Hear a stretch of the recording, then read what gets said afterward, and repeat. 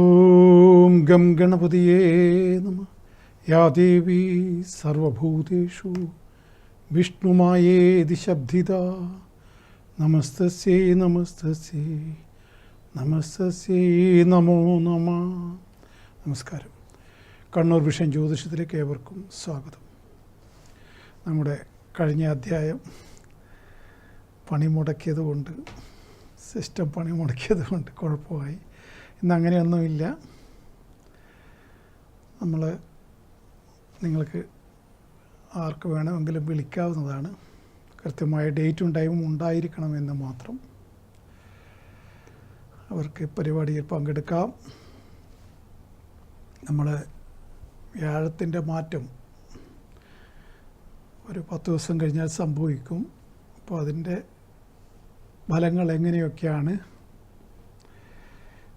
നമ്മൾ മനുഷ്യരെ ബാധിക്കുക എന്നാണ് ഞാൻ പറയുന്നത്.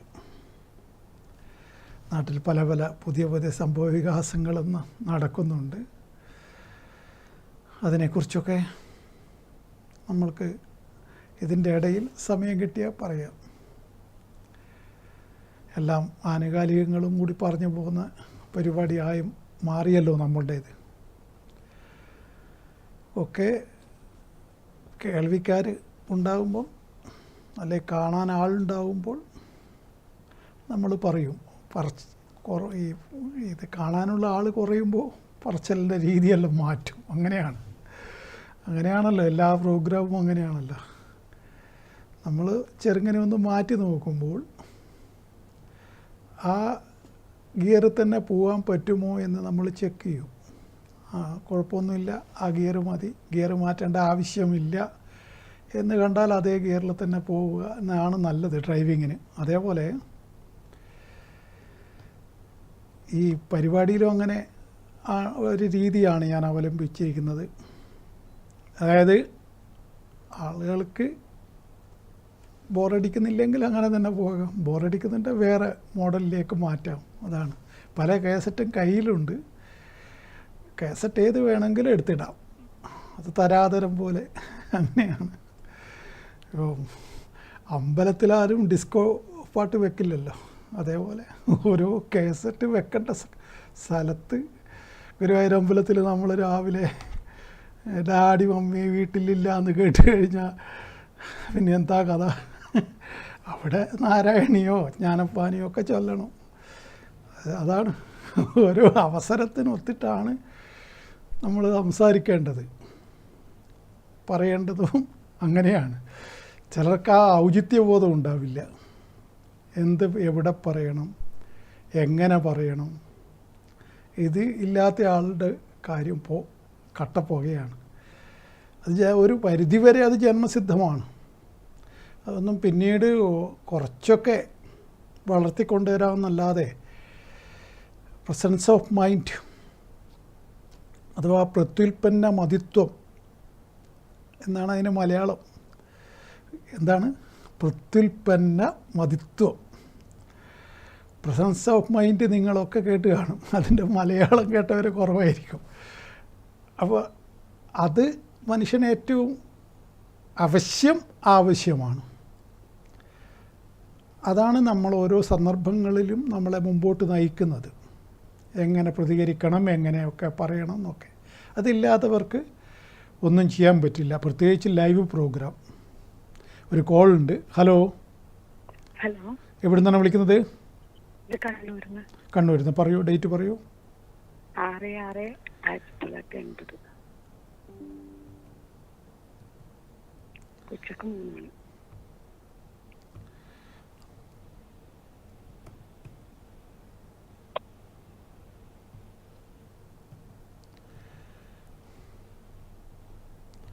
എന്താണ് അറിയേണ്ട കാര്യം? ജോലിയും ആരോഗ്യം സംബന്ധിച്ച് അറിയാൻ വേണ്ടിയിട്ടാണ്. ജോലിയും ആരോഗ്യ സംബന്ധമായിട്ടും മറ്റൊക്കെ. ഇപ്പോൾ എന്താണ് ഇത്ര ചെറിയ പ്രായത്തിലൊക്കെ ആരോഗ്യമൊക്കെ ഇങ്ങനെ ചോദിക്കുന്നത്? ആരോഗ്യ സംബന്ധമായിട്ട് വല്ല പ്രശ്നവും അലട്ടുന്നുണ്ടോ? ഉണ്ട്. ഏത് തരത്തിലുള്ളതാണ്? ശാരീരികമായിട്ടും മാനസികമായിട്ടും ഉണ്ട്.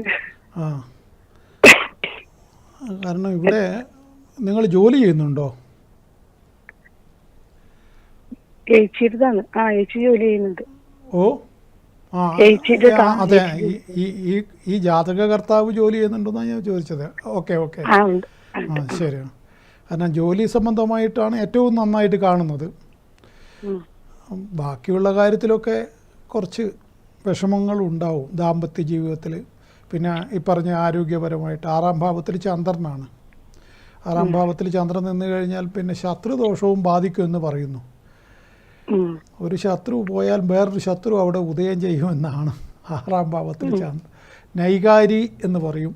അപ്പോൾ ഒരു ശത്രു പോയാൽ മറ്റൊരു ശത്രു ഉടനെ ഉദയം ചെയ്യും. അങ്ങനെയാണ് അതിൻ്റെ കണക്ക്.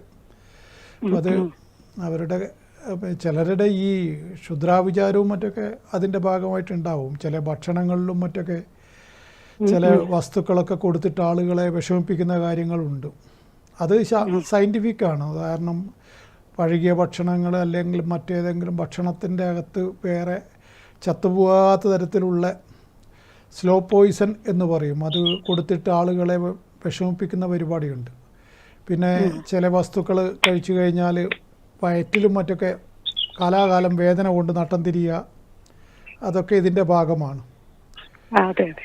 അപ്പോൾ അത്തരം രോഗങ്ങളാണെങ്കിൽ അത് നമ്മളൊന്ന് ചിന്തിക്കേണ്ടതായിട്ടുണ്ട്. അതിന് വേണ്ട പരിഹാരങ്ങളും ചെയ്താൽ മാറ്റം വരും. ഇത് സഹോദരിക്ക് ഏത് രൂപത്തിലുള്ളതാണെന്ന് അവർക്ക് അറിയാമല്ലോ. അത് ഞാൻ ഈ പറഞ്ഞതുമായിട്ട് യോജിക്കുന്നുണ്ടെങ്കിൽ നേരിട്ട് ബന്ധപ്പെടാം. അപ്പോൾ നേരിട്ട് ബന്ധപ്പെടാൻ പറയണം. അപ്പോൾ അതിൻ്റെതായ മാറ്റങ്ങൾ വരുത്താനുള്ള വിദ്യകളൊക്കെ ഉണ്ട്. ഇവിടെ ജാതകപ്രകാരം അങ്ങനെ ഒരു സാധ്യത, ജ്യോതിഷം സാധ്യതയുടെ കലയാണ്. അതങ്ങനെ പൂർണ്ണമായിട്ട് പറഞ്ഞുകൂടാ. നമ്മൾ ഇപ്പം ഞാൻ പറഞ്ഞതിനെ നിങ്ങൾ തിരിച്ച് അനുകൂലമായി പറഞ്ഞു യോജിക്കുന്നുണ്ട്. അപ്പോൾ അന്നേരം നമ്മൾക്കത് ഞാൻ പറഞ്ഞതിൽ സത്യമുണ്ട്. അപ്പോൾ അത് നമുക്ക് എങ്ങനെ അതിനെ പരിഹരിക്കാൻ പറ്റും, എങ്ങനെ അതിനെ മറികടക്കാൻ പറ്റും എന്നുള്ള കാര്യം എന്നെ നേരിട്ട് വന്ന് കണ്ടു കഴിഞ്ഞാൽ നമുക്കതിനെക്കുറിച്ച് സംസാരിക്കാം. ഏത് രോഗത്തിനും അതിൻ്റേതായ ചിലപ്പോൾ മരുന്നും മന്ത്രവും വേണ്ടി വരും. മരുന്നൊരു ഭാഗത്തും മന്ത്രം വേറൊരു ഭാഗത്തും വേണ്ടി വരും. ആ മന്ത്രത്തിൻ്റെ സൈഡാണ് നമ്മൾ കൈകാര്യം ചെയ്യുക. മരുന്നിൻ്റെ കാര്യങ്ങൾ നിങ്ങൾ നല്ല വിഷഗ്വരനെ കണ്ടിട്ട് അല്ലെ നല്ല വൈദ്യരെ കണ്ടിട്ട് അതിന് വേണ്ട കാര്യങ്ങൾ നിങ്ങൾ ചെയ്യണം. പിന്നെ ഇപ്പം ഇതൊക്കെ ബാധിക്കുന്ന ഒരു സമയവും കൂടിയാണ്. കാരണം ഈ 9-ാം തീയതി വരെ ശനിയുടെ അപഹാരമാണ്. ഒപ്പം ഏറെ ശനിയുടെ ദോഷവും അനുഭവിക്കുന്നു. 2 തരത്തിലും ശനിയുടെ ബുധദശയിൽ ശനിയുടെ അപഹാരം. ഈ ബുധദശയിലാണ് നല്ല ജോലിയൊക്കെ കിട്ടിയത്. അതൊക്കെ നല്ല കാര്യം. അതെല്ലാം അങ്ങനെ കുറേ പോസിറ്റീവായ കാര്യങ്ങൾ നടന്നിട്ടുണ്ട്. പക്ഷേ ഇതേ സമയത്ത് തന്നെ ഏറെ ശനിയുടെ അപഹാരവും വന്ന 3 കൊല്ലമായിട്ടാണ് നിങ്ങളുടെ സഹോദരി വിഷമിക്കുന്നത് എന്നാണ് ഞാൻ കാണുന്നത്. അപ്പോൾ അങ്ങനെ വരുമ്പോൾ അത് ഈ ശനിയുടെ പിന്നെ സൈഡ് എഫക്റ്റ് ചില ആളെ വല്ലാതെ ബാധിക്കും. പിന്നെ പെട്ടെന്ന് ദേഷ്യം വരുന്നൊരു സ്വഭാവം ഈ കക്ഷിക്കുമുണ്ട്. അത് പറയാതിരിക്കാൻ പറ്റില്ല. അപ്പോൾ അതും ഈ എടുത്തുചാട്ടം ഒരു രീതിയാണ്. അപ്പോൾ എടുത്തുചാട്ടം ഉള്ള ആളുകൾക്ക് ഈ ശത്രുക്കളോ എണ്ണം കൂടിക്കൂടി വരുമെന്നാണ്. എല്ലാവർക്കും ഇങ്ങനെ അച്ചാപോറ്റി എന്ന് പറയുന്നവരെയാണ് ഇഷ്ടം. അയ്യോ ഞാനിങ്ങ് പോകുന്നേ, നമ്മളെ ഒന്നും ചെയ്യല്ലേ എന്ന് പറഞ്ഞിട്ട് ഈ പൂച്ചയുടെ മുമ്പിൽ എലി കളിക്കുന്ന പോലെ കളിച്ചാൽ വളരെ സന്തോഷമായി. ആരടാന്ന് ചോദിക്കുമ്പോൾ ഞാനടാന്ന് പറഞ്ഞാൽ അവൻ വലിയ ധിക്കാരിയായി. അതാണ് അതിൻ്റെ കാര്യം. പോടാന്ന് പറയും. നമ്മളൊക്കെ അങ്ങനെയാണ്. അത് പക്ഷേങ്കിൽ എല്ലാവർക്കും ഇതുണ്ടാവില്ല. എന്താ അതിന് ഒരു നാടൻ ഭാഷയുണ്ട്, ആംബിയർ എന്ന് പറയും. ഈ ആംബിയർ എല്ലാവർക്കും ഉണ്ടാവില്ല. ഈ കക്ഷി കുറച്ച് ആംബിയറുള്ള കൂട്ടത്തിലാണ്. അപ്പോൾ അതിൻ്റെ ഭാഗമായിട്ടുള്ള പ്രശ്നവും ഉണ്ടാവും. ഞാൻ പറഞ്ഞ അർത്ഥം മനസ്സിലായല്ലോ ഞാൻ പറഞ്ഞത്? ഏതായാലും മറ്റു വേറെ മാരക രോഗങ്ങളൊന്നും വരുന്നതായിട്ടുള്ള സൂചനയൊന്നും ഇവിടെ ഇല്ല. പക്ഷെ പിന്നെ ഒരു ജീവിതം സുഖ ദുഃഖ സമ്മിശ്രം എന്ന് പറയുന്നത് ഇവരുടെ കാര്യത്തിലും സത്യമാണ്. ഒരിക്കൽ നല്ലതാണെങ്കിൽ ഒരിക്കൽ മോശമാണ്. അത് അവരെ സംബന്ധിച്ചിടത്തോളം അവരുടെ വിധി തന്നെയാണ്. അതിനെ ഈ ദോഷങ്ങളെ നമ്മൾ ഇതിനെ മറികടക്കേണ്ടതായിട്ടുണ്ട്. ഏറെ ശനി തീരാൻ ഇനിയും 2.5 വർഷമുണ്ട്. അപ്പോൾ അതുകൊണ്ട് നമുക്ക് അതിനെ മറികടക്കണം. അത് നിങ്ങളുടെ സഹോദരിയുമായിട്ട് സംസാരിച്ചിട്ട് എന്നെ വന്ന് ബന്ധപ്പെടുക. Okay okay okay okay okay. അപ്പോൾ ഞാൻ പറഞ്ഞത് ഈ ഇങ്ങനെ പല ജ്യോതിഷത്തിൻ്റെ അകത്ത് പല കാര്യങ്ങളും നമുക്ക് കണ്ടുപിടിക്കാനൊക്കെ പറ്റും. ഇപ്പം ഞാൻ 4 കാര്യം പറഞ്ഞു, 4നോടും പോസിറ്റീവായി പ്രതികരിക്കുന്ന കണ്ടോ നിങ്ങൾ? അതെങ്ങനെയാണ്, ഞാനെങ്ങനെയാണ് പറയുന്നത്? എവിടെയോ കിടക്കുന്നു. അത് ആ വ്യക്തിയല്ല വിളിക്കുന്നത്, ആ വ്യക്തിയുടെ അനിയത്തിയാണ് വിളിക്കുന്നത്. എന്നിട്ടും നമ്മൾ പറയുന്നതൊക്കെ അവർ സമ്മതിക്കുന്നു. അതാണ് ശാസ്ത്രം വെച്ചിട്ട് നമുക്ക് ഒരുപാട് കാര്യങ്ങൾ. ഇപ്പോൾ ഈ 12 രാശിയിലുമുള്ള ഭാവാധിപന്മാരെയും ഭാവത്തിലിരിക്കുന്നവരെയും ഭാവത്തിലേക്ക് ദൃഷ്ടിയുള്ളവരെയൊക്കെ വെച്ചിട്ട് പല പല കാര്യങ്ങളും പറയാം. പക്ഷേ ഒരു പ്രധാനമായിട്ട് അവർക്ക് കേൾക്കേണ്ട പോയിൻ്റ് പറയുക എന്നുള്ളതാണ്. അതിനാണ് ഗുരുത്വം, ഈശ്വരാനുഗ്രഹം എന്നൊക്കെ പറയുന്നത്. ഈ മറ്റു കാര്യങ്ങളിലേക്കെല്ലാം പോയി കഴിഞ്ഞാൽ ഇവിടെ അതിന് മാത്രമുള്ള സമയവുമില്ല. ചെറിയൊരു സമയം നമുക്ക് അവർക്ക് കൊടുക്കാം. ആ സമയത്തിനുള്ളിൽ ഇന്നേതാണ് പ്രശ്നം എന്ന് അവരെ തെര്യപ്പെടുത്തുക. അങ്ങനെ ഒരു വാക്കുണ്ട് മലയാളത്തിൽ, കേട്ടിട്ടില്ലെങ്കിൽ പഠിച്ചോളൂ. ഇപ്പോൾ എല്ലാവർക്കും പുതിയ പുതിയ വാക്കുകളെ അറിയുള്ളൂ. ബോധ്യപ്പെടുത്തുക എന്ന് പറയും. ആ തെര്യപ്പെടുത്തുന്ന പരിപാടിയാണ് ഞാനിപ്പോൾ ചെയ്തത്. അതെങ്ങനെ എന്ന് നിങ്ങൾ കണ്ടു. അതിനേക്ക് നയിച്ച ഘടകം എന്താണ്? ഒന്ന്, 6-ാം ഭാവത്തിലുള്ള ചന്ദ്രൻ്റെ പൊസിഷൻ. ഈ 6-ാം ഭാവത്തിൽ ഈ ചന്ദ്രൻ നിൽക്കുന്നവർക്ക് രോഗം, കടം, ശത്രു ഇതൊക്കെ അവർക്ക് ധാരാളമായിട്ടുണ്ടാകുമെന്നാണ്. പിന്നെ ഉദരവ്യാധിയും ഇതിൻ്റെ ഭാഗമായിട്ട് പറയുന്നു. അപ്പോൾ പോയിൻ്റ് അവിടത്തേക്ക് കൊള്ളിക്കുകയാണ്. ഇതെല്ലാം കൂട്ടി ചിന്തിക്കണം നമ്മൾ. അതാണ് അത് വളരെ വേഗത്തിൽ ഈ പ്രോസസ്സ് നമ്മളുടെ മനസ്സിലും നമ്മളെ തലച്ചോറ് കൊണ്ട് ഉള്ള വേറെ പരിപാടിയുണ്ട്, മനസ്സിനെ കൊണ്ടുള്ള വേറെ ചില പരിപാടികളുണ്ട്. ഇതെല്ലാം കൂടി ഒരു എന്താ പറയുക, ഒരു കൃത്യമായ പോയിന്റിലേക്ക് വരണമെങ്കിൽ ഇതെല്ലാം വർക്കാവണം. ആ വർക്കായി കഴിഞ്ഞാലാണ് ഇങ്ങനെ പറയാൻ സാധിക്കുക. അത് വലിയ രൂപത്തിൽ തെറ്റില്ല. ഇത് ഏതെങ്കിലും ഒരു ഭാഗം മാത്രം വർക്കായാലും പോരാ. ചില ആളുകളുണ്ടല്ലോ തലച്ചോറ് കൊണ്ട് മാത്രം ചിന്തിക്കുന്നു, ഹൃദയം കൊണ്ട് ചിന്തിക്കുകയില്ല. ജന്മം പാഴാണ് അവരുടെ. അത് ഐൻസ്റ്റീൻ പോലും അദ്ദേഹത്തിൻ്റെ തലച്ചോറിന് നമ്മളെക്കാളും വണ്ണം ജാസ്തിയായിരുന്നു. അതിപ്പോഴും ഉണ്ടല്ലോ, കാര്യമായിട്ട് എടുത്തു വെച്ചിട്ടുണ്ടല്ലോ ഐൻസ്റ്റീൻ്റെ തലച്ചോറ്. നമ്മളെ ഒക്കെ പൊട്ടിച്ച് കഴിഞ്ഞാൽ ചകിരി ചോറായിരിക്കും, ആർക്കറിയാം. ചിലയാൾ ഉറപ്പാണ് ചകിരി തന്നെ ആയിരിക്കും. കാണാൻ നല്ല യോഗ്യനാണ് ചിലർ, പക്ഷേ തലയിൽ അപ്സ്റ്റെയർ വേക്കൻ്റ് ആയിരിക്കും. അത്തരം വ്യക്തികളുണ്ട്. അപ്പോൾ ഐൻസ്റ്റൈൻ വലിയ ഭയങ്കരനൊന്നുമല്ല, ഒരു സാധാരണ ലുക്കൊക്കെ സാധാരണ മനുഷ്യൻ്റെയാണ്. പക്ഷേ ഒരു പ്രത്യേകമായ ലുക്കാണ് ഐൻസ്റ്റൈന്. അത് അദ്ദേഹം ജ്യോതിഷത്തെ പോലും പുകഴ്ത്തിയിട്ടുള്ളത്. അതുകൊണ്ടാണ് ഞാനൊക്കെ എപ്പോഴും ഐൻസ്റ്റീനെ ഇങ്ങനെ പൊക്കി പൊക്കി പറയുന്നത്. അത് അതിലേക്ക് വരാൻ ഒരു കോളുണ്ട്. ഹലോ ഹലോ ഹലോ ഹലോ എവിടുന്നാണ് വിളിക്കുന്നത്? ധർമ്മടം. കുറച്ച് ശബ്ദം കുറക്കൂ. അവിടെ എന്തോ ഒരു പ്രശ്നമുണ്ട്, ഭയങ്കരം. ഇവിടെ ചെവി അടിച്ചു പോകുന്നു. ഡയഫ്രം അടിച്ചു പോയാൽ മോശമല്ലേ? പറയൂ. മോളെ പറ്റിട്ടേനു. പറഞ്ഞോളൂ. മോളെ പറ്റി 17/1/2008.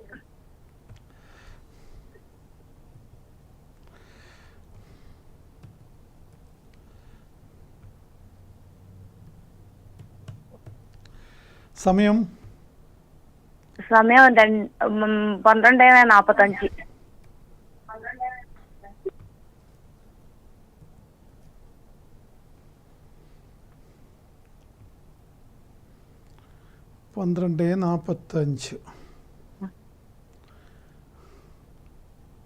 പകലല്ലേ? പകല്. നക്ഷത്രം ഭരണി. ഭരണി. എന്താണ് ഭരണിക്കാരിയെ കൊണ്ട് അറിയേണ്ടത്? ഭരണി പോലെയൊന്നും അല്ലല്ലോ ലു- ഓ ഭയങ്കര ഷാഢ്യവും പഠിക്കാനും ഇല്ല, ഭയങ്കര ഷാഢ്യവും ചീത്ത വിളിയും അങ്ങനത്തെ വല്ലാത്ത പ്രശ്നങ്ങളാ. അത് പിന്നെ ഭരണി അങ്ങനെ തന്നെയല്ലേ, ഭരണി മൂലം ആയില്യം എന്നെല്ലാം പറഞ്ഞാൽ കുറച്ച് കടുപ്പമല്ലേ. അവരങ്ങനെ വിട്ടുകൊടുക്കൂലല്ലോ. ഇപ്പോഴാണെങ്കിൽ നടക്കുന്നത് ചന്ദ്രദശയിൽ ശനിയുടെ അപഹാരമാണ്. അരവട്ടത്തിയെ പോലെ കളിക്കും. അതെ അങ്ങനെ തന്നെയുള്ള.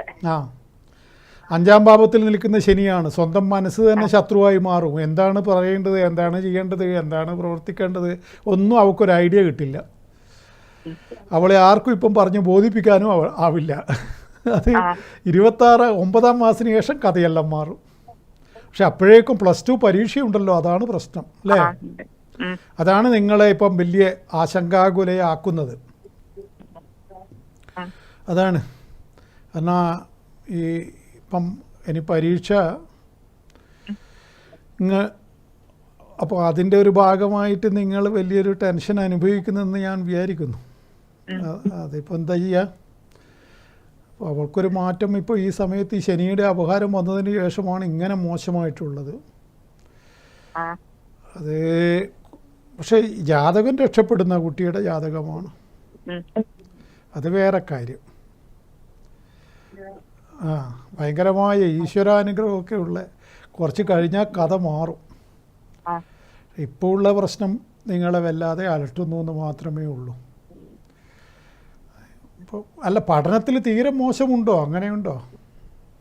ഇപ്പം നല്ലോണം പഠിക്കുന്ന കുട്ടിയാണ്, ഇപ്പം വളരെ മോശമായിട്ടാ പോകുന്നത്. അല്ല, വേറെ വല്ല കളിയിലും കുടുങ്ങിയോ?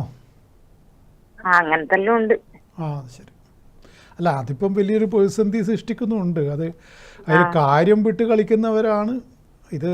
അതിൻ്റെ നോക്കിയും കണ്ടും കളിക്കാൻ അറിയുന്നവർക്ക് കുട്ടിയൊക്കെ പ്രശ്നമില്ല, അല്ലാതെ കുട്ടി പെട്ടുപോകും. കാരണം ഇപ്പോൾ ഇൻസ്റ്റയിലൊക്കെ കളിക്കാതെ കുട്ടികളൊന്നും ആരുമില്ല, അത് വേറെ കാര്യം. പക്ഷേ ബുദ്ധിയുള്ള കുട്ടി ഇത് രണ്ടും ഒരുമിച്ച് മാനേജ് ചെയ്ത് പോകും. ഏതിനാണ് പ്രയോറിറ്റി കൊടുക്കേണ്ടത് എന്നുള്ളത് ചിന്താശേഷിയുള്ള കുട്ടികൾക്കറിയാം. ഇപ്പോഴത്തെ കുട്ടികൾക്ക് പൊതുവേ പിന്നെ ചിന്താശേഷി കൂടുതലാണല്ലോ, അവർക്ക് ബുദ്ധിയും കൂടുതലാണ്. അപ്പോൾ അങ്ങനെ വരുമ്പോൾ അവർ തന്നെ വിചാരിക്കാതെ ഒരു രക്ഷയും ഉണ്ടാവില്ല. നമുക്ക് ആർക്കും വലിയ രൂപത്തിൽ മാറ്റിമറിക്കാനൊന്നും പണ്ടത്തെ ഇപ്പോൾ ഇതിനു മുമ്പുള്ള തലമുറയെ പോലും ഞാനൊക്കെ പിന്നെ ബ്രെയിൻ വാഷ് ചെയ്ത് ക്യാച്ച് ചെയ്ത് എടുക്കാറുണ്ടായിരുന്നു. അതായത് അവരോട് കൗൺസിലിംഗ് എല്ലാം കൊടുത്തിട്ട്. ഇപ്പോൾ ഉള്ള കുട്ടികളെയൊക്കെ കുറച്ച് ബുദ്ധിമുട്ടായിട്ടാണ് എനിക്കൊക്കെ ഫീൽ ചെയ്യുന്നത്. പിന്നെ ദേവിയുടെ മുമ്പിൽ വിളക്കിൻ്റെ മുമ്പിൽ നിന്നും ഒന്നും പറയാതെ എല്ലാം സമ്മതിച്ചിട്ട് അങ്ങ് പോവും. പക്ഷെ പിന്നെ അതുങ്ങൾ മാറ്റം വരുന്ന കാണുന്നില്ല. പണ്ട് കാലത്ത് സാറ് പറഞ്ഞതിന് ശേഷം അമ്മമാരെന്നെ വിളിച്ച് പറയും അതിന് കുട്ടിക്ക് ഭയങ്കര മാറ്റം വന്നിട്ടുണ്ടെന്ന്. ഇപ്പം അങ്ങനെ പിന്നെ സംഭവിക്കുന്നില്ല എന്നാണ് ഞാൻ മനസ്സിലാക്കുന്നത്. കാരണം കുട്ടികൾ വേറെ ഏതോ ലോകത്തിലായി.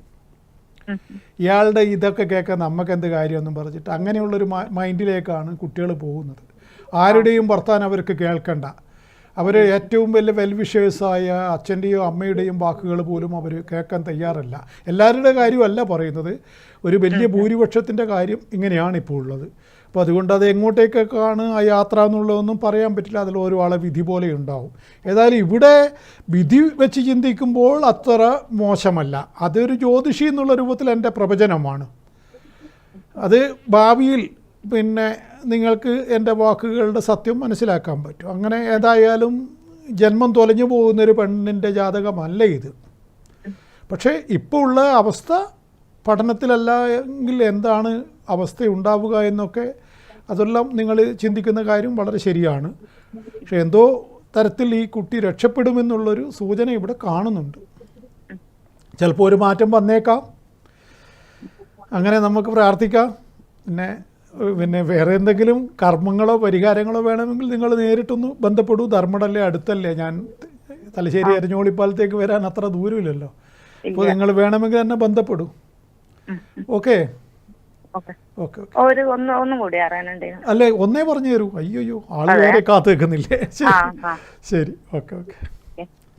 അപ്പോൾ ഞാൻ പറഞ്ഞത് പിന്നെ ഈ വ്യാഴത്തിൻ്റെ മാറ്റങ്ങൾ മേടൻ രാശിക്കാരെ കൊണ്ട് ഞാൻ പറഞ്ഞു, അവർക്ക് 2-ലാണ് വ്യാഴം. അപ്പോൾ ഇടവൻ രാശിക്കാർ ഇത്രയും കാലം അനുഭവിച്ച പ്രയാസങ്ങൾ ഈ ജ്യോതിഷം പറയുന്നത് സ്ഥാനഭ്രംശധനക്ഷയു കലഹതി ജാഡ്യേ ഗുരു ജന്മക എന്നാണ്. സ്ഥാനഭ്രംശം, അതായത് പെട്ടെന്ന് വല്ല എവിടത്തേക്കെങ്കിലും ട്രാൻസ്ഫറായി പോവുക. ധനക്ഷയം, ധനങ്ങൾ. ഇപ്പം ഇന്നലെ ഏതൊരു പാവം പെൺകുട്ടി കല്യാണം കഴിച്ച് എന്നപ്പോൾ തന്നെ 30 പവൻ അടിച്ചു പോയ കേട്ടില്ലേ, കരിവെള്ളൂരോ മറ്റോ. അതിൻ്റെ വാർത്ത ഫുള്ളായിട്ട് എനിക്ക് വായിക്കാൻ പറ്റിയില്ല. 30 പവനും കൊണ്ട് അവൾ, ഈ 30 പവൻ എന്ന് പറഞ്ഞാൽ പണ്ടത്തെ പോലെയല്ല, ഇപ്പം 24. അവൾ കഴിഞ്ഞ ആഴ്ച 74,000 വന്ന സമയത്തായിരിക്കും മിക്കവാറും പൊന്ന് മേടിച്ചിട്ടുണ്ടാവുക. പണിക്കൂലി അടക്കം 80,000 ഇപ്പം 3 പവന് 24 ലക്ഷം റുപ്യയായി. പണ്ട് 30 പവൻ പോയി കഴിഞ്ഞാലോ ഒന്നുമില്ല, അങ്ങനെ വലിയ പ്രശ്നം ഉണ്ടായിരുന്നില്ല. ഒരു 6 ലക്ഷം അങ്ങനെയുള്ളൂ. ഒരു 3 കൊല്ലം മുമ്പ് വരെ 20,000 ആയിരുന്നല്ലോ സ്വർണത്തിൻ്റെ വില. ഇപ്പം 4,000 കുറഞ്ഞിട്ടുണ്ട്. ഏതായാലും ഈ 80,000 റുപ്യക്ക് മേടിച്ച് 30 പവൻ പോയാൽ എന്താണ് ഒരു ഇടത്തരക്കാരുടെ സ്ഥിതി എന്തായിരിക്കും? അപ്പോൾ അതാണ് ധനക്ഷയം. ധനങ്ങൾ അങ്ങോട്ട് അത് കിട്ടും എന്ന് തന്നെയാണ് എൻ്റെ മനസ്സ് പറയുന്നത്. എന്തോ ആ വാർത്ത കേട്ടപ്പോൾ അത് പുറമക്കാരല്ല, അത് കള്ളം കപ്പലിൽ തന്നെ ഉണ്ടാവും. അത് തിരിച്ചു കിട്ടാനുള്ള സാധ്യതയാണ് ഞാൻ കാണുന്നത്. അതെൻ്റെ ഒരു തോന്നലാണ്. അപ്പോൾ ഏതായാലും പിന്നെ ഇങ്ങനെയുള്ള ധനങ്ങൾ എങ്ങനെയാണ് പോകുന്നതെന്നുള്ള മനസ്സിലാക്കാൻ വേണ്ടി ഞാനൊരു ഉദാഹരണം പറഞ്ഞെന്ന് മാത്രമേ ഉള്ളൂ. ധനങ്ങൾ ക്ഷയിക്കുക, കലഹങ്ങൾ ഉണ്ടാവുക, മറ്റുള്ളവരുമായി വെറുതെ കലഹങ്ങൾ, അല്ലെ കലഹിക്കാൻ ആളുകൾ നമ്മളെ നേരെ വെറുതെ വന്നോളുക. അതാണ് ഒരു കാര്യം, നമ്മളൊരു കാര്യവും ചെയ്യണ്ട, നമ്മൾ മണിയെല്ലാം മുട്ടി ഇങ്ങനെ പൂജ കഴിഞ്ഞിരിക്കുക. അപ്പോൾ ഇവനോടൊന്ന് കലഹിക്കണമെന്ന് തോന്നുകയാണ്. അതെന്താ ചെയ്യുക? വിനാശകാലേ വിപരീത ബുദ്ധി, അങ്ങനെയല്ലേ? പിന്നെ രക്ഷയില്ലല്ലോ. അപ്പോൾ വിനാശം വരാനുണ്ട്. അപ്പം വിപരീതമായിട്ടാണ് ബുദ്ധി വർക്ക് ചെയ്യുക. അപ്പോൾ മണിമുട്ടി പൂജ ചെയ്യുന്നവനോടൊക്കെ ഒന്ന് കളിച്ചു കളയാമെന്ന് തോന്നും. കാലം കലിയുഗമേ കാജങ്കാട്ട് അമ്പലമേ തേകമൂ തിളനീരാവാൻ കാരണം എന്ത് ദൈവമേ എന്ന് ചോദിച്ചിരുന്നു. അതേപോലെ ഒരു പാവം മനുഷ്യൻ കാജങ്കാട്ട് അമ്പലത്തിൽ തേങ്ങ മുട്ടാൻ വേണ്ടി തേങ്ങയെടുത്ത് അവിടെ വെച്ച് കുളിക്കാൻ പോയി. അപ്പോൾ തിരിച്ചു വന്ന് നോക്കുമ്പോൾ ഒരു ബിരുദൻ തേങ്ങയുടെ സ്ഥാനത്ത് ഇളനീര് വെച്ചിട്ട് തേങ്ങ അടിച്ചു പോയി. അന്നേരമാണ് ഇയാൾ തേങ്ങയെടുത്ത് അമ്പലത്തിൻ്റെ മുമ്പ് പോയിട്ട് ഇങ്ങനെ പറഞ്ഞു പോലും, കാലം കലിയുഗമേ കാഞ്ഞങ്ങാട്ട് അമ്പലമേ തേങ്ങമൂ തിളനീരാവാൻ കാരണമെന്ത് ദൈവമേ എന്ന് ചോദിച്ചു പോലും. കഥയാണ്. അപ്പോൾ ഈ നമ്മൾ വാട്സാപ്പ് ചിരിയിൽ പെട്ട കഥയല്ല ഇതൊക്കെ. വാട്സാപ്പിലൊക്കെ ഇപ്പോൾ ഒരുപാട് ചിരിക്കാനുണ്ടല്ലോ, ഇതൊക്കെ പഴയ തമാശയാണ്. അപ്പോൾ അങ്ങനെ ചോദിച്ചു ഒരു കഥയുണ്ട് എന്ന് പറഞ്ഞതുപോലെ ഈ പിന്നെ എന്താണ്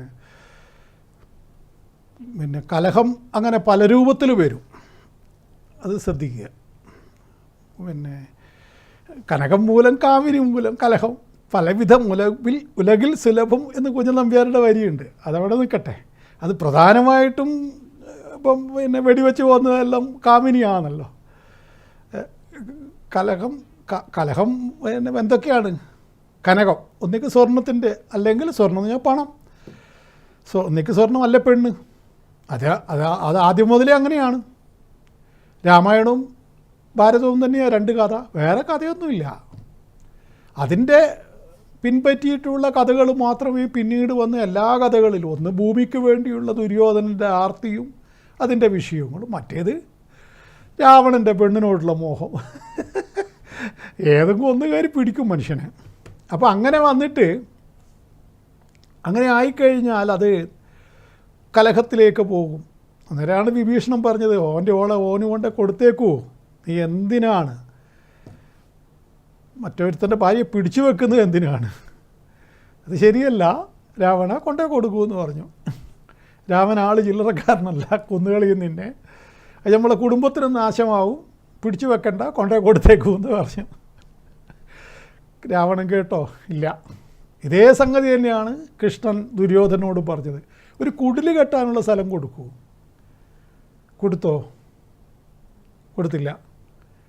അവസാനം ചോദിച്ചു ദുര്യോധനനോട് ഇങ്ങ് താണ് വന്നു കൃഷ്ണൻ. അവസാനം പറഞ്ഞു ഒരു കുടിൽ കെട്ടിയിട്ട് അവരെവിടെയെങ്കിലും കിടക്കട്ടെ, അത് കൊടുത്തുകൂടെ എന്ന് ചോദിച്ചു. സൂചി കുത്താനുള്ള സ്ഥലം കൊടുക്കില്ല എന്നാണ് പറഞ്ഞത്. പിന്നെ അതിലപ്പുറം എന്ത് പറയാനാണ്? എന്താണ് ദുര്യോധനൻ അതിനെക്കൊണ്ട് വന്നത്? 100 സഹോദരങ്ങളും ചത്തുപോയില്ലേ, അളിയനും ചത്തുപോയി, ഒറ്റപ്പെങ്ങളേ ഉള്ളൂ, അതിനൊരളിയനും, ആ അളിയനും ചത്തു. അപ്പോൾ അതാണ് അധികം ആർത്തി കയറി കഴിഞ്ഞാൽ അങ്ങനെ വരും ഒരു സംഭവം. അത് അതിലേക്ക് വരാൻ ഒരു കോളുണ്ട്. ഹലോ ഹലോ, നമസ്കാരം. നമസ്കാരം, എവിടെ നിന്നാണ് വിളിച്ചത്? ഹലോ, കുറച്ച് വോളിയം കുറക്കും. എവിടെ നിന്നാണ് വിളിക്കുന്നത്? ഹലോ, പയ്യന്നൂര്. ആ പറയൂ, ഡേറ്റ് പറയൂ. 21/9/92.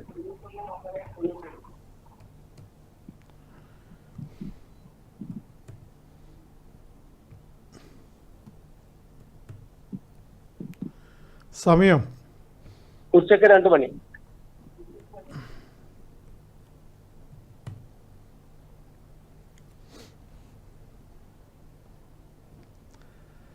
പുണർദം നക്ഷത്രം അതെ. ആരുടേതാണെന്ന് പറയൂ. ഇത് പെങ്ങളുടെ മകളുടെ, മരുമകളുടെ. ശരി. ഇപ്പം നടക്കുന്നത് ബുധൻ്റെ ദശയാണ്. അപ്പോൾ ബുധൻ്റെ ഇപ്പം കേതുവിൻ്റെ അപഹാരം നടക്കുന്നു. ഇത് കഴിഞ്ഞാൽ വരുന്ന ശുക്രാപഹാരം വളരെയേറെ ഗുണമായിട്ട് വരും. 11ാം ഭാവത്തിൽ നിൽക്കുന്ന ശുക്രൻ ഈ വ്യക്തിക്ക് അതായത് ഞാൻ പറഞ്ഞതിൻ്റെ അർത്ഥം മനസ്സിലായോ? നല്ല സമയം വരാനിരിക്കുന്നു എന്നാണ് പറഞ്ഞത്. എപ്പോഴാണ് തുടങ്ങുന്നത് ശുക്രവാരം? ശുക്രാപഹാരം തുടങ്ങുന്നത് 25/9 മാസം, സെപ്റ്റംബർ അല്ലേ? അതെ, സെപ്റ്റംബർ. കല്യാണം ആ സമയത്ത് നടന്നാലുണ്ട്, അത്രയും ദോഷമുണ്ട്.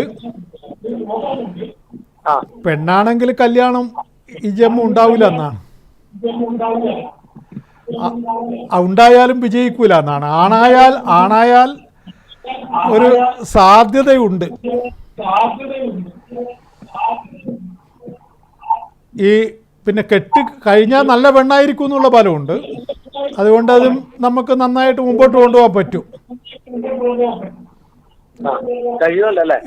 25 സെപ്റ്റംബറിന് ശേഷം.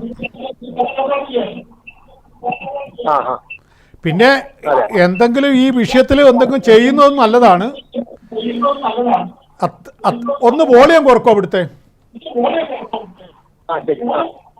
അതായത് ഈ വിഷയത്തിൽ ഞാൻ പറഞ്ഞല്ലോ, പെൺകുട്ടിയാണെങ്കിൽ വിവാഹം തന്നെ നടന്നാലും വിജയിക്കൂല എന്നുള്ള ഫലമുണ്ട്. അതിൻ്റെ വിശദാംശങ്ങളിലേക്ക് കടക്കാൻ പറ്റില്ല ഇപ്പോൾ, അത്രമാത്രം പിഴച്ച ഒരു അവസ്ഥയാണത്. ഈ 2-3 കല്യാണമൊക്കെ കഴിക്കുന്ന പിന്നെ സ്ത്രീകളെ കണ്ടിട്ടില്ല. അതിനെ അത് തന്നെ അതാണ്, അതിലേക്കല്ലേ ഞാൻ വരുന്നത്. എന്നെ നിങ്ങളൊന്ന് പറയാൻ വിടൂ. അതല്ലേ ഞാൻ പറഞ്ഞത്. അഷ്ടമാധിപൻ ചൊവ്വയോടും കേതുവിനോടും 2 ആഗ്നേയഗ്രഹങ്ങളോടും കൂടി 7ാം ഭാവത്തിൽ നിൽക്കുമ്പോൾ, 7ാം ഭാവാധിപൻ ബുധനായതുകൊണ്ട് കുറേ സമാധാനം ഉണ്ടെങ്കിൽ കൂടിയും ആ ദോഷം കുറച്ച് കഠിനമാണ്. അതാണ് ഞാൻ പറഞ്ഞത്. സ്ത്രീ ആണെങ്കിൽ വളരെ തെറ്റായ നടപടിയിലേക്ക് പോലും പോകാൻ സാധ്യതയുണ്ട്. അപ്പോൾ പുരുഷനാവുമ്പോൾ അങ്ങനെ ശാസ്ത്രത്തിൽ അങ്ങനെ പറയുന്നില്ല. പിന്നെ പുരുഷന്മാരെ കൊണ്ട് പെൺകുട്ടിയാണ് അല്ലേ, അപ്പോൾ റെഡിയായി. ഇപ്പോൾ പെൺകുട്ടിയാണെങ്കിൽ എന്നാ പിന്നെ അത് ജോലിയൊക്കെ നല്ല ജോലി, ഇപ്പം ഒരു നല്ല ജോലിയൊക്കെ കിട്ടിയിട്ടുണ്ട്. അതെന്റെ കേസിൽ കല്യാണം അല്ല, ധർമ്മകർമ്മ രാജയോഗമല്ലേ, അത് ഞാൻ പറയണ്ടല്ലോ. അത് പിന്നെ ഞാൻ പറഞ്ഞല്ലോ. പിന്നെ ധർമ്മകർമ്മ രാജയോഗമാവുമ്പോൾ ഒരു ജോലിയിലൊക്കെ വലിയ ഉയർച്ച വന്നു ചേരും എന്നൊക്കെയല്ലേ ഫലം പറയാം. ആ ബേസിൽ ഒരാള് നല്ലൊരു ദാമ്പത്യത്തിലേക്ക് വഴി തെളിയിക്കുവോ? എങ്ങനെ? ജോലിയുടെ ബേസിൽ ആ ജോലി നല്ലൊരു ജോലിയുള്ള കാരണത്താൽ ഒരു നല്ല ദാമ്പത്യ ജീവിതം വരാൻ വഴി തെളിയിക്കുവോ? അങ്ങനെയല്ലല്ലോ വിധി. ഏത് ഇന്ദിരാഗാന്ധി എന്തായിരുന്നു? ഇന്ത്യയുടെ പ്രധാനമന്ത്രി ആയിരുന്നില്ലേ? എന്നിട്ടോ എന്താ ദാമ്പത്യം എന്താണ്? പിന്നെ ഡയാന പിന്നെ ചാൾസ് രാജകുമാരൻ്റെ ബ്രിട്ടനിലെ രാജ്ഞിയായിരുന്നില്ലേ? എന്താണ് ദാമ്പത്യം? എന്താണ് ദാമ്പത്യം? പിന്നെ നമ്മുടെ ഐശ്വര്യ റായിക്ക് നല്ല ദാമ്പത്യമാണോ? അങ്ങനെയൊന്നും നമ്മൾ ഈ നല്ല ജോലി കിട്ടിക്കഴിഞ്ഞാൽ ഭയങ്കര ദാമ്പത്യം കിട്ടുമെന്ന് ആരാ നിങ്ങളോട് തെറ്റിദ്ധരിപ്പിച്ചത്? നിങ്ങൾ സീനിയർ മനുഷ്യനല്ലേ? അല്ല, അതെ, നിങ്ങൾ വിധികളെ നിങ്ങൾ മനസ്സിലാക്കേണ്ട പ്രായമൊക്കെ നിങ്ങൾക്കും ആയില്ലേ? ഏതാണ്ട് വർത്തമാനം കേൾക്കുമ്പോൾ എൻ്റെ പ്രായം നിങ്ങൾക്കും ഉണ്ടാവും. അപ്പോൾ അങ്ങനെ വരുമ്പോൾ നമ്മൾ മനുഷ്യൻ്റെ വിധികളെ കുറിച്ചൊക്കെ മനസ്സിലാക്കേണ്ട സമയം ആയില്ലേ നമുക്ക്? നോക്കൂ സാർ, ഏത് ശുക്രാപഹാരം വന്നാലും ഏത് വ്യാഴദശ വന്നാലും എന്ത് ഇത് വന്നു കഴിഞ്ഞാലും അടിസ്ഥാനപരമായിട്ട് ജന്മത്തിൽ കാണുന്നത്, ജാതകത്തിൽ കാണുന്നത് മുജ്ജന്മ വിധിയാണ്. മുജ്ജന്മത്തിലുള്ള ദോഷങ്ങൾ അനുഭവിക്കുന്ന കുട്ടിയാണ് നിങ്ങളുടെ ഈ എന്താണ് പിന്നെ കുടുംബക്കാരി കുട്ടി, മരുമോള്. ആ മരുമകളുടെ ദോഷം കഠിനമാണ്. അതിന് ദൈവികമായ പെണ്ണാണെങ്കിൽ അതിന് വലിയ പരിഹാരങ്ങൾ തന്നെ ചെയ്യേണ്ടതായിട്ടുണ്ട്. അല്ലെങ്കിൽ ഈ ശുക്രാപഹാരത്തിൽ കല്യാണം നടന്നാലും വീണ്ടും പൊളിയും. ഞാൻ ഇതേപോലെ 5 കല്യാണം വരെ നടന്നവരെ കണ്ടിട്ടുണ്ട്. ഇതൊക്കെ നേരിട്ട് കണ്ട് പഠിച്ചിട്ട് ഉറപ്പിച്ചങ്ങ് പറയുകയാണ്. ഇതിലൊന്നും ആടിപ്പറച്ചലൊന്നും ഇന്ദുലാൽ നാരായണനില്ല, ഉറപ്പിച്ചിട്ടാണ് പറയുക. അതുകൊണ്ട് ഇതിന് വേണ്ട പരിഹാരങ്ങൾ ചെയ്യണം. അത് ചെറിയ പരിഹാരങ്ങളൊന്നും ആയിരിക്കില്ല. ഏതൊരു കാര്യത്തിനും ഇങ്ങനെ ഇത് അവളുടെ കുറ്റമല്ലല്ലോ, മുജ്ജന്മ ദോഷമാണല്ലോ. അപ്പോൾ ആ മുജ്ജന്മ ദോഷത്തിനെ എങ്ങനെ മറികടക്കാൻ പറ്റും? അതാണ് നമ്മൾ ചിന്തിക്കേണ്ടത്. അതാണ് ഞാൻ ആദ്യം തന്നെ നിങ്ങൾ എന്തോ ആൺകുട്ടിയാണെന്ന് വിചാരിച്ചിട്ടാണ് ഞാൻ അങ്ങനെ പറഞ്ഞത്. പക്ഷെ പെണ്ണാവുമ്പോൾ അത് പിന്നെ ഞാൻ ആദ്യം തന്നെ പറഞ്ഞല്ലോ, രൂക്ഷമാണത് ദോഷം എന്നുള്ളത്. അങ്ങനെ വരുമ്പോൾ ആ ദോഷത്തെ മറികടക്കാൻ എന്തൊക്കെ ചെയ്യണം? പോരാ, നാഗദോഷവും ഉണ്ടല്ലോ. ലഗ്നത്തിൽ സർപ്പം നിന്ന് കഴിഞ്ഞാൽ നാഗദോഷവും പറയാം. ലഗ്നം 5, 9 അത്രയും സ്ഥലങ്ങളിൽ ത്രികോണസ്ഥാനങ്ങളിൽ സർപ്പം നിന്ന് കഴിഞ്ഞാൽ അത് നാഗദോഷവുമായി. അപ്പോൾ ഇത് കുടുംബത്തിലുള്ള ദോഷങ്ങളുണ്ടെങ്കിൽ അതിനെ പരിഹരിക്കണം. കുടുംബപരമായിട്ടുള്ള ഭഗവതിയുടെ മുഷിയലുണ്ടോ അത് നോക്കണം. അത് നിങ്ങൾ പിന്നെ കപാലി നമ്പൂരിയെ കൊണ്ടൊക്കെ പ്രശ്നം വെപ്പിച്ചിട്ട് അത് മനസ്സിലാക്കണം. അത്തരത്തിലുള്ള വല്ല കാര്യങ്ങളും ഉണ്ടോ എന്നുള്ളതൊക്കെ. പിന്നെ ജാതക ചിന്ത പ്രകാരം എങ്ങനെ അതിനെ പരിഹരിക്കണം എന്നുള്ളതൊക്കെ അത് എന്നെ കൊണ്ടാകുന്ന പോലെ ഞാനങ്ങനെ പല കളിയും കളിക്കുന്ന ആളാണല്ലോ. അപ്പോൾ അതുകൊണ്ട് അത് നമുക്ക് നോക്കാം. അതൊക്കെ നിങ്ങളുടെ വിശ്വാസം അനുസരിച്ച് നിങ്ങൾക്ക് ചെയ്യാം. ആരെയും നിർബന്ധിക്കാറില്ല, ഒന്നും പറയാറില്ല. ഇങ്ങനെയൊക്കെ ഉണ്ട്. സത്യം പോലെ പറയും. എന്തെങ്കിലും ഇന്ദുലാൽ ഇടപെട്ടാൽ എന്തെങ്കിലും ഒന്നും നടക്കാതിരിക്കുമോ? അങ്ങനെയൊന്നുമില്ലല്ലോ. പക്ഷെ അത് പിന്നീട് സ്ഥിരമായി ജപിക്കേണ്ട മന്ത്രങ്ങളൊക്കെ ഉണ്ട് ഈ കുട്ടി. അല്ലേ കാര്യങ്ങൾ പിന്നെയും കുഴപ്പമാവും. തൽക്കാലത്തേക്ക് ഇപ്പം ദോഷം തടസ്സം ഞാനങ്ങോട്ട് മാറ്റി, പിന്നെ ഈ ശുക്രം വന്നു, കുട്ടിയുടെ കല്യാണം കഴിഞ്ഞു, ഓക്കെ, ഡബിൾ ഓക്കെ. പക്ഷെ അതിനെക്കൊണ്ടായില്ല. കാലാകാലം പോകാൻ വേണ്ടി വ്രതമെടുക്കേണ്ടതും പിന്നെ മന്ത്രജപം നടത്തേണ്ടതൊക്കെ നിങ്ങളുടെ ഈ മരുമോളാണ്. ആ മരുമോൾ അതിനുള്ള താല്പര്യമുള്ളവളാണെങ്കിൽ അത്തരം ഈ ഇപ്പം പുതിയ തലമുറയിൽപ്പെട്ട അങ്ങനെ 2K പെൺകുട്ടിയൊന്നുമല്ല, കുറച്ച് ഇതിനു മുമ്പുള്ള തലമുറയിൽപ്പെട്ടതാണ്. അപ്പോൾ അതുകൊണ്ട് എന്തായാലും പറഞ്ഞാൽ കേൾക്കും, അതേപോലെ അനുസരിച്ചിട്ട് ചെയ്യുമെന്ന് വിചാരിക്കുന്നു. ദൈവികത കൊണ്ട് മറികടക്കാൻ കഴിയാതെ ഒരു കാര്യവുമില്ല. അത് പക്ഷേ പലർക്കും അറിയില്ല. ആർക്കും ഇപ്പം ശുദ്ധ ദൈവികതയൊന്നും ആവശ്യം ആർക്കുമില്ല. എല്ലാവർക്കും ഏതോ ഒരുത്തിന് 25 അമ്പലം കെട്ടിയിട്ട് എന്തോ കള്ളക്കളി കളിക്കുന്ന അവൻ്റെ പുറകെയാണ് ഇപ്പോൾ ആൾക്കാരൊക്കെ. എന്താ ഇപ്പോൾ ചെയ്യുക? അതിപ്പോൾ ലോകത്തിൻ്റെ ഗതി അങ്ങനെയാണ്. 25 തേങ്ങ അടിക്കാൻ തന്നെ വേണം അവിടെ 500 റുപ്യ. അവിടെ ഗ്യാരണ്ടിക്കൽ പൈസ പിടുങ്ങുകയാണ്. എന്നിട്ട് ഈ 2 കല്യാണം ഒരു 5 വർഷം മുമ്പ് കഴിഞ്ഞായിരുന്നു. അപ്പോൾ 2 വർഷം നിലനിന്നിട്ടുള്ളത്. അതിൽ കൂടുതൽ അവരോട് താമസിക്കുന്നില്ല. കുറച്ച് 2 വർഷം താമസിച്ചിട്ടില്ല. അപ്പൊ അതിൽ പിന്നെ മ്യൂച്വലായിട്ട് ലീഗൽ ഡിവോഴ്സ് ആയി. അപ്പൊ ഇപ്പൊ കുറച്ചു കാലം പിന്നെ അവർക്ക് കല്യാണം താല്പര്യമില്ലായിരുന്നു. അപ്പൊ ഇപ്പോഴും താല്പര്യം കാണിക്കുന്നുണ്ട്. അപ്പൊ അത് നമുക്കൊരു ആലോചിക്കാൻ പറ്റുമോ എന്ന് അറിയാനായിരുന്നു ഞാൻ പറഞ്ഞല്ലോ. ശുക്രാപഹാരം വന്നു കഴിഞ്ഞാൽ ആലോചിക്കാം. ആലോചിച്ചു കഴിഞ്ഞാലും ജാതകാലുള്ള എൻ്റെ കോൺക്രീറ്റ് വർത്തമാനമാണ്. ജാതകാലുള്ള ദോഷങ്ങളെ പരിഹരിച്ചുകൊണ്ടും വ്രതാനുഷ്ഠാനത്താലും പിന്നെ മന്ത്രജപത്താലും ബാക്കിയുള്ള പരിഹാരങ്ങളാലൊക്കെ ഈ ജാതകത്തിലെ ദോഷങ്ങൾ പരിഹരിച്ചില്ലെങ്കിൽ നാളത്തെ കല്യാണവും അങ്ങനെ തന്നെ ആയിരിക്കും. അത് ഈ ജാതകത്തിൻ്റെ ദുർവിധിയാണ്, മുജ്ജന്മത്തിലുള്ള ദോഷമാണ്. ജോലി സംബന്ധമായിട്ട് ഉയർച്ചയുണ്ടാവും, വലിയ രൂപത്തിലുള്ള ഇനിയും വലിയ ഉയരങ്ങളിലേക്ക് പോകും, സാമ്പത്തികം വലിയ സമ്പന്നയാവാനുള്ള വിധി കൂടി ഈ ജാതകത്തിൽ ഒളിച്ചിരിപ്പുണ്ട്. അതിസമ്പന്ന എന്നുള്ള ഫലം വന്നേക്കാം. അതുപോലെ പ്രൗഢാംഗന എന്നുള്ള രൂപത്തിൽ പോലും നല്ല പ്രൗഢിയുള്ള സ്ത്രീയായി മാറാം. അതൊക്കെ ഈ ജാതകത്തിൻ്റെ പോസിറ്റീവ് കാര്യങ്ങളാണ്. പിന്നെ മറ്റുള്ളവരോടുള്ള ഹ്യൂമാനിറ്റിയിലുള്ള ഏറ്റവും ഉയർന്ന പടിയിൽ നിൽക്കുന്ന പെണ്ണാണ്, നിങ്ങളോടൊക്കെ അങ്ങനെയാണ് പെരുമാറുന്നത്, നിങ്ങൾക്കറിയാം. അതൊക്കെ വളരെ നല്ല വശങ്ങളാണ് ഈ ജാതകത്തിലെ.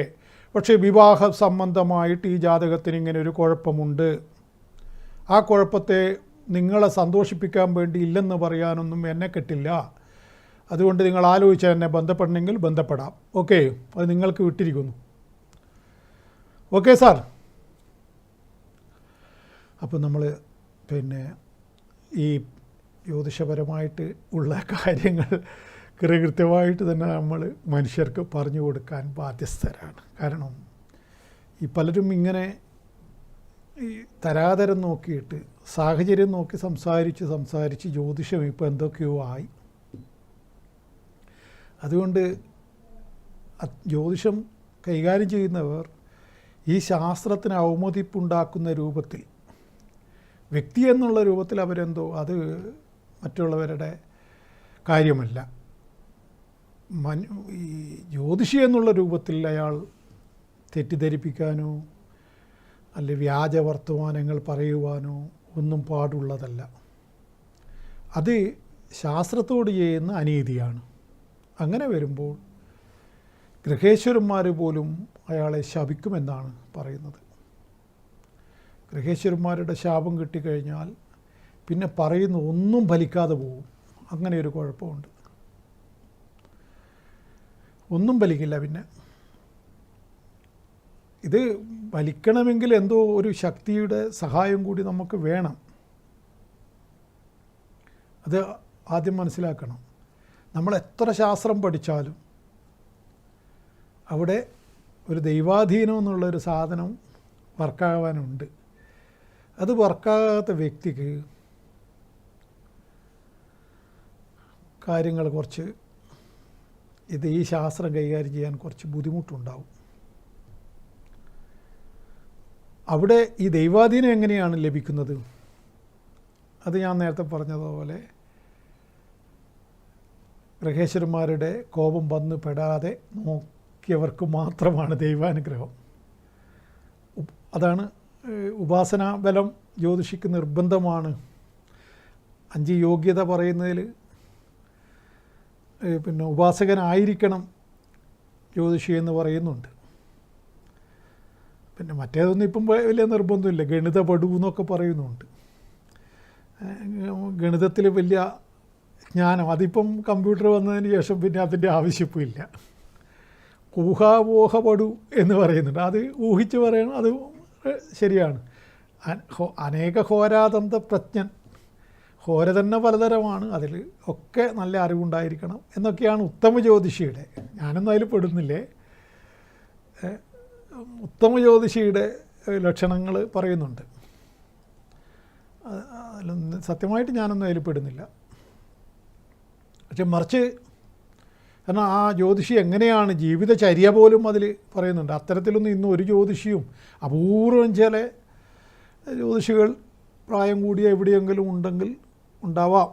അതല്ലാതെ അത്തരത്തിലൊന്നും പറഞ്ഞ പോലെയുള്ള ജ്യോതിഷികളൊന്നും ഇപ്പോൾ എവിടെയും ഉണ്ടെന്ന് എനിക്ക് തോന്നുന്നില്ല. ഒന്നാമത് അത് കാലത്തിൻ്റെ മാറ്റവുമാണ്. അന്നത്തെ കാലത്ത് ഉള്ള പോലെ അല്ലല്ലോ. അത്തരത്തിലുള്ള പരിജ്ഞാനം ഈ ശാസ്ത്രത്തിൽ നേടിയെടുക്കാനും അങ്ങനെ ഒരാളെ തന്നെ ജാതകം വളരെ പിന്നെ അവധാനതയോടുകൂടി പരിശോധിക്കാനൊന്നും ഇപ്പോൾ ആർക്കും സാധിക്കുന്നുമില്ല. അതൊന്നും പ്രാക്ടിക്കലും അല്ല. അതൊക്കെ വലിയ ബുദ്ധിമുട്ടുണ്ടാകുന്ന കാര്യങ്ങളാണ്. അപൂർവം ചിലർ അവിടെ ഇവിടെയൊക്കെ ഉണ്ട്, ഇല്ലെന്നല്ല ഞാൻ പറയുന്നത്.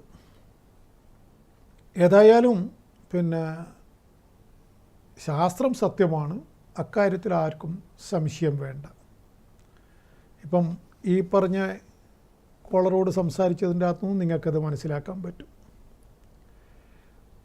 7ാം ഭാവം വളരെയേറെ ദോഷമായി വന്നുപോയി. 7ാം ഭാവം കൊണ്ടാണ് ദാമ്പത്യം ചിന്തിക്കുക. അപ്പോൾ ആ ദാമ്പത്യ ജീവിതത്തിൽ 2 മാസം മാത്രമേ കിട്ടിയുള്ളൂ. ഇത് എങ്ങനെ ആണ് പറയുന്നതെന്ന് ചോദിച്ചു കഴിഞ്ഞാൽ, ആ 7ാം ഭാവത്തിൽ ഉള്ള ദോഷവും ഒപ്പം ഞാൻ നേരത്തെ പറഞ്ഞതുപോലെ നാഗദോഷവും, ഇത് രണ്ടും കൂടി വരുമ്പോൾ അത് കറക്റ്റായി വരും. അതാണ് അത്രയേ അതിനെക്കുറിച്ച് ഇപ്പം പറയാനുള്ളൂ. ഏതായാലും ഇങ്ങനെയൊക്കെയാണ് അതിനെ ചിന്തിക്കേണ്ടത്. ആ ചിന്താ ശേഷിയും വേണം. ചിന്തിക്കണമെങ്കിൽ ചിന്താശേഷി വേണ്ടേ? പലർക്കും ചിന്താശേഷിയൊന്നും ഉണ്ടാവില്ല. ഏതായാലും നമുക്ക് പിന്നെ നേരത്തെ പറഞ്ഞ വ്യാഴത്തിൻ്റെ അവസ്ഥ, അതിൻ്റെ ഇടയിൽ ഞാൻ വേറൊരു കാര്യം പറഞ്ഞല്ലോ, അതൊക്കെ പോട്ടെ, അതൊന്നും നമ്മളെ വിഷയമല്ലല്ലോ. ഏതായാലും ഈ അതിൻ്റെ ബാക്കി ഒന്നും പൂരിപ്പിക്കാതിരിക്കാൻ പറ്റില്ല. ഈ പുതിയ കണ്ടുമുട്ടൽ ഈ കേരളത്തിലുടനീളം പല കുടുംബ ജീവിതങ്ങളെയും താളം തെറ്റിക്കുന്നു എന്ന് ഞാൻ പണ്ടേ ഇത് മനസ്സിലാക്കിയതാണ്. ഞങ്ങൾ പിന്നെ ബാംഗ്ലൂർ പഠിച്ച കുറേ ആൾക്കാരുടെ ഒരു ഇതൊക്കെ ഉണ്ടായിരുന്നു. ഇത് ഈ റീയൂണിയൻ അങ്ങനെയാണല്ലോ അതിന് പറയേണ്ടത്.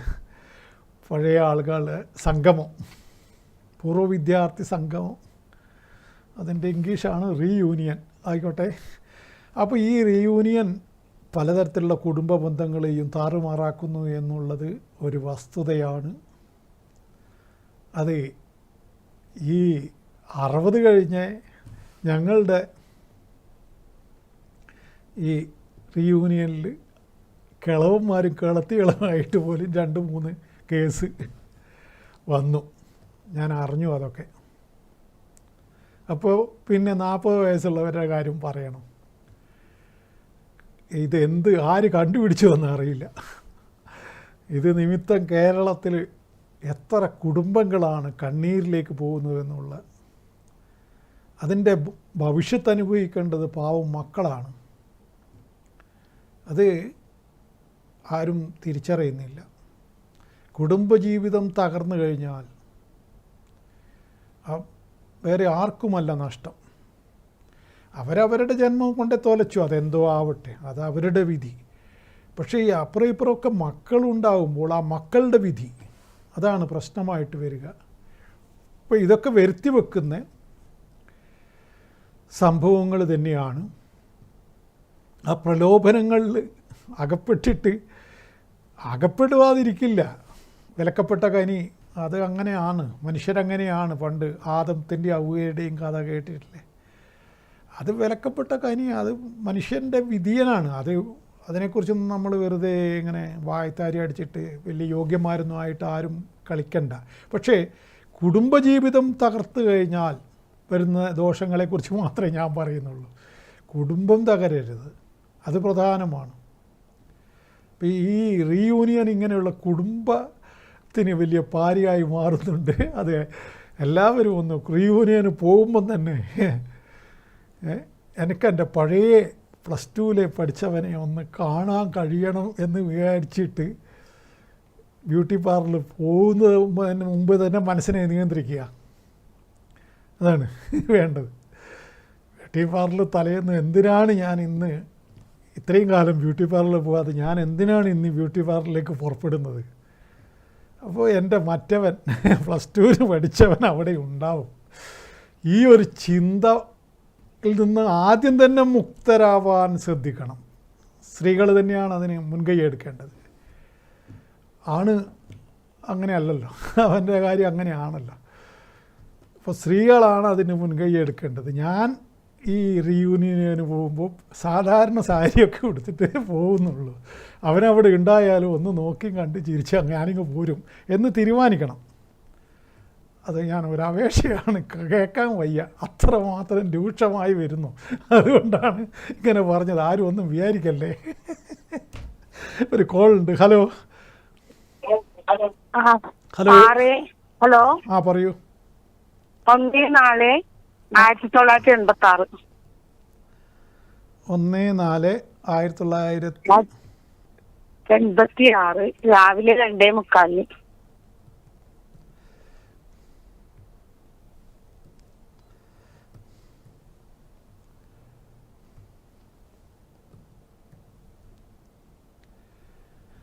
രാവിലെ 2:45 അല്ലേ?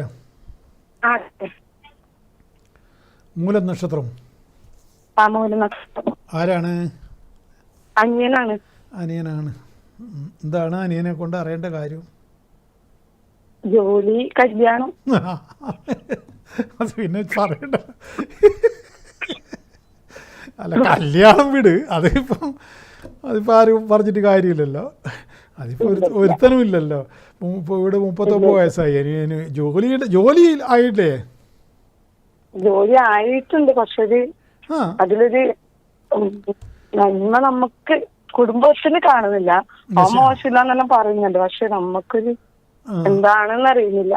അല്ല, ഇപ്പം സത്യം പറഞ്ഞാൽ ചന്ദ്രദശയാണ്. ഇപ്പം രക്ഷപ്പെട്ടിട്ടില്ല, പിന്നെ ഇനിയിപ്പോൾ എപ്പോഴാണ്? എൻ്റെ ഒരു വിലയിരുത്തൽ പ്രകാരം ഇപ്പം എന്തായാലും മാറ്റമുണ്ട്. ഇപ്പം ചെറിയ മട്ടിലുള്ള പുരോഗതിയൊക്കെ അയാൾക്ക് ജോലി സംബന്ധമായിട്ട് വരുന്നുണ്ട്.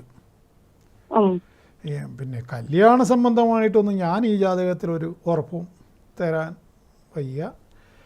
പിന്നെ വല്ലതും അയാൾക്ക് അങ്ങനെ വല്ല താല്പര്യമുണ്ടെങ്കിൽ ഒന്ന് നേരിട്ട് ബന്ധപ്പെട്ടിട്ട് നോക്കാം. അത് പിന്നെ നമുക്ക് വീടെടുക്കും. അതിൽ സംശയമൊന്നുമില്ല. അച്ഛനമ്മയും ഇപ്പൊ വാടക മനസ്സിലായി. അതൊക്കെ അന്തരീക്ഷം മാറി വരും. അത് മറ്റേ ഞാൻ ഈ പറഞ്ഞ ഒരു കല്യാണ സംബന്ധമായിട്ട് അത്രമാത്രം ദോഷമുണ്ട്. പിന്നെ ഇപ്പം മൊത്തത്തിൽ പെണ്ണിനെ കിട്ടാനില്ല, അത് വേറെ കാര്യം. പിന്നെ അത്ര നല്ല ജോലിയും ഇല്ല. പിന്നെ ഇത് 39 വയസ്സുമായി. ഇനി ഒരു ലൈനാക്കിയിട്ട് കല്യാണം കഴിക്കാൻ അതിനുള്ള റീയൂണിയന് പോയിട്ട് വല്ലതും സംഘടിപ്പിക്കാൻ പറ്റുമോ എന്നുള്ളത്, അത് അതിനുള്ള വാസനയും ഇല്ല. ഒരു വാസന വേണ്ടേ? അത് വേണം. അതില്ലല്ലോ ആങ്ങളൊക്കെ. പിന്നെ പറഞ്ഞിട്ട് കാര്യമുണ്ട.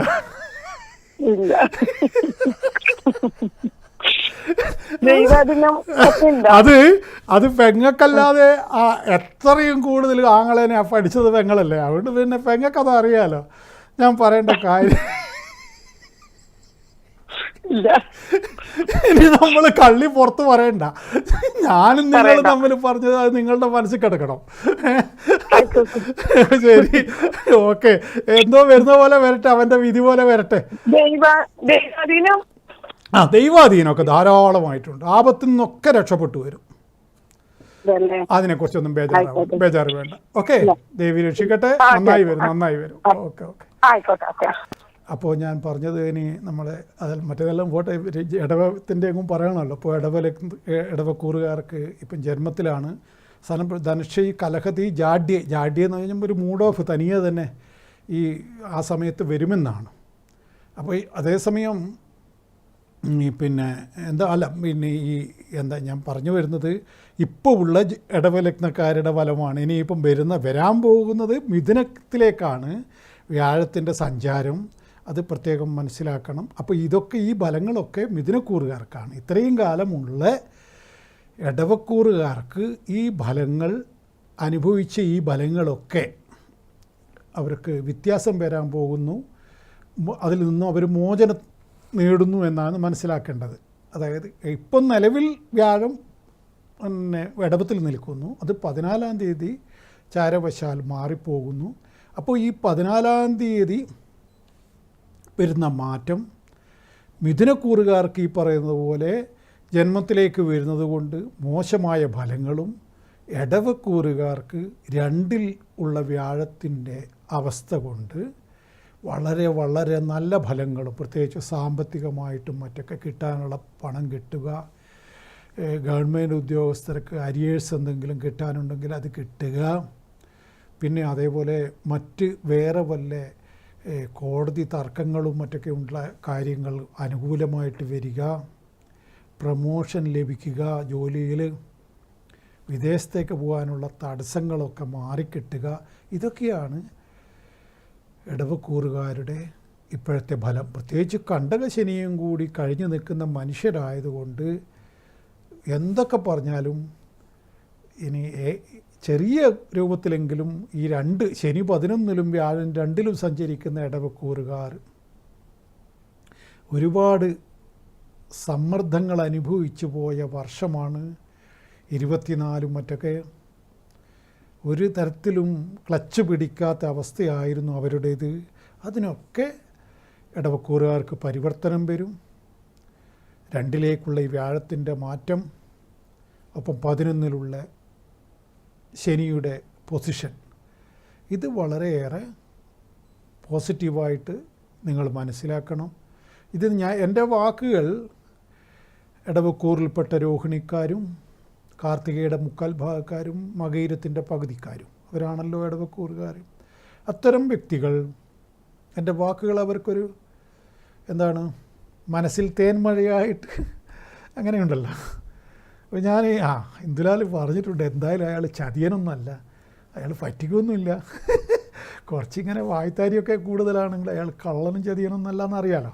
അപ്പോൾ അങ്ങനെ വരുമ്പോൾ അങ്ങനെ കള്ളനെയൊന്നും ഇന്ന് വരെ ദേവി അനുഗ്രഹിച്ചതായിട്ട് കഥയില്ലല്ലോ. ചതിയനെയും വഞ്ചകനെയും ഒക്കെ ദേവിയുണ്ടോ അനുഗ്രഹിക്കുന്നത്? ഞാൻ ദേവിയുടെ പ്രത്യക്ഷ അനുഗ്രഹം കിട്ടിയവനല്ലേ. അപ്പോൾ അങ്ങനെ വന്ന ഒരുത്തൻ എന്തായാലും അങ്ങനെയുള്ള ഒരാളെ പരാശക്തി അനുഗ്രഹിക്കില്ല.